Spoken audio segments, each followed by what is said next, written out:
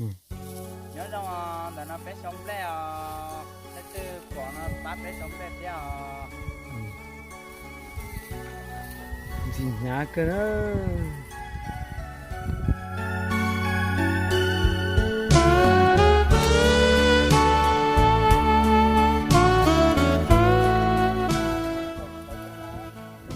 Rong à. Ô, chấp lại ư chấp lại. Ôi này.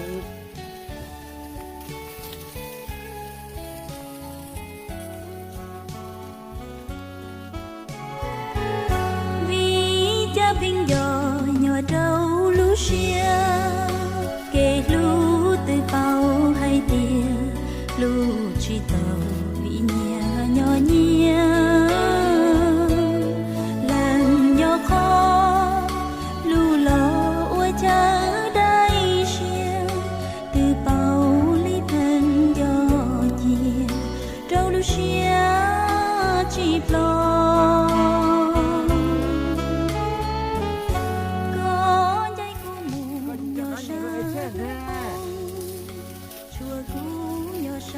Chúng có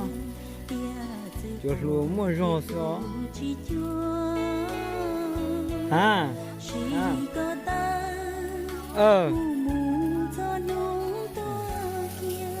giờ đó giờ lò có sống đây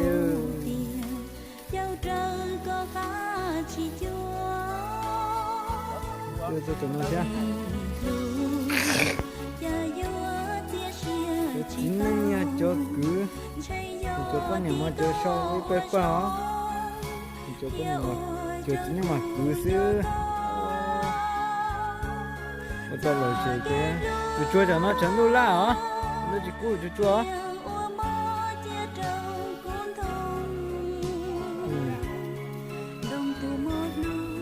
có rồi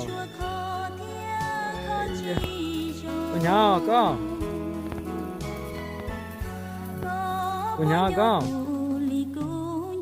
ô nhà chấp lời khâu tu kia chú à ô nhà ở đây nó khâu tuôn trò nữa luôn nó tiền nô yuat lú chi tao có yuat ua mò tia trâu cú lú xia sao đi sao rồi ô đi xa xa nó